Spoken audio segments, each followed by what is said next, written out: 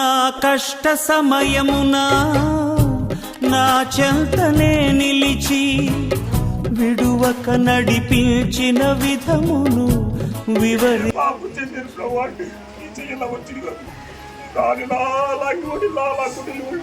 అయ్యో నా దేవుడు నా బాధలు చూసి నా చేతుల్ని నా కాళ్ళైనా అంతా పుట్టి నింపినది సొంత వరకడమ్మా వాళ్ళు సిలిండర్ తీసేటప్పుడు ఏడాకి వచ్చేసింది చెప్తూనే వచ్చి అమ్మలో నా తమ్ముడు హాస్పిటల్కి రాకపోయినా సరే